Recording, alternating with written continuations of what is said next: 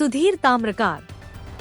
बालाघाट। राजनेताओं के संरक्षण एवं प्रशासनिक अमले तथा खाद्य सुरक्षा अधिकारियों की सांठगांठ के चलते बालाघाट जिला नकली सुगंधित चावल के उत्पादन की बड़ी मंडी बन गया है, जहां से देश प्रदेश ही नहीं विदेशों में भी नकली सुगंधित चावल की सप्लाई की जा रही है।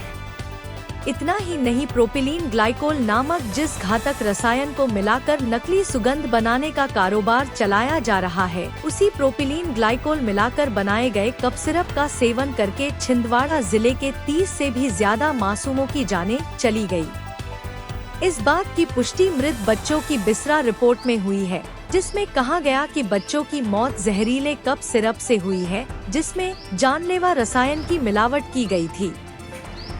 यह भी तथ्य प्रकाश में आया है कि बच्चों की मौत का मुख्य कारण डायथिलीन ग्लाइकोल (DEG) और अमानक प्रोपिलीन ग्लाइकोल की मौजूदगी पाई गई है।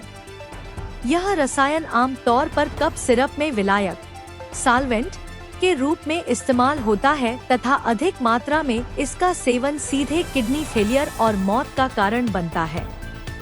SDOP परासिया जितेंद्र जाट ने कहा है कि बच्चों की बिसरा रिपोर्ट में जहरीले तत्वों की पुष्टि एक अहम साक्ष्य है। इस संबंध में चिकित्सकीय समिति की विस्तृत रिपोर्ट का अध्ययन कर कानूनी कार्यवाही सुनिश्चित की जाएगी। इसी प्रकार जिले में दिल्ली की एक कंपनी द्वारा बनाए गए बासमती राइस स्पेशल के नाम पर कृत्रिम सुगंध बनाए जाने के लिए प्रोपिलीन ग्लाइकोल नामक रसायन मिलाकर राइस मिलर्स धड़ल्ले से नकली सुगंधित चावल का उत्पादन कर देश प्रदेश और खाड़ी देशों में निर्यात कर रहे हैं। यह मामला प्रशासन के संज्ञान में बीते कई वर्षों से संज्ञान में लाया जा चुका है, लेकिन राइस मिलर्स आला अफसरों और खाद्य सुरक्षा विभाग के बरसों से एक ही जिले में पदस्थ खाद्य अधिकारियों के खुली सांठगांठ के चलते उपभोक्ताओं के जीवन से खिलवाड़ करते हुए नकली सुगंधित चावल का कारोबार किया जा रहा है। राइस मिलर्स को राजनेताओं का भी संरक्षण मिला हुआ है, जिसके कारण आज तक इस मामले में कोई कार्यवाही नहीं हुई। जिस रसायन को मिलाकर नकली सुगंध बनाई जा रही है, उसे राइस मिलर्स कुरियर से फर्जी नाम से बुलवाकर नकली सुगंधित चावल विभिन्न नामों से बनाकर बेच रहे हैं। आश्चर्य तो इस बात पर भी है कि नकली काली मिर्च चावल सहित अन्य नामों से जितनी मात्रा में चावल का उत्पादन किया जा रहा है, उतनी मात्रा में जिले में सुगंधित प्रजाति की धान का उत्पादन ही नहीं होता।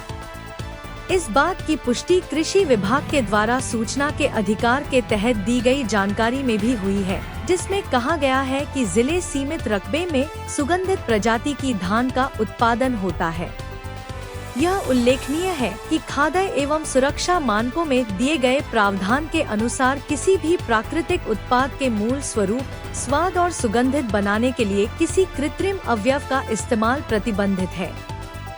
चूँकि धान और उससे बनाए गए चावल प्राकृतिक उत्पाद की श्रेणी में आता है, तो फिर चावल में कृत्रिम सुगंध डालकर घातक रसायन मिलाकर सुगंधित चावल बनाने के इस कारोबार पर कब प्रतिबंध लगेगा? नकली चावल बनाने वालों के खिलाफ कब कार्यवाही होगी? इसके लिए क्या जिला प्रशासन किसी गंभीर हादसे के इंतजार में तो नहीं है?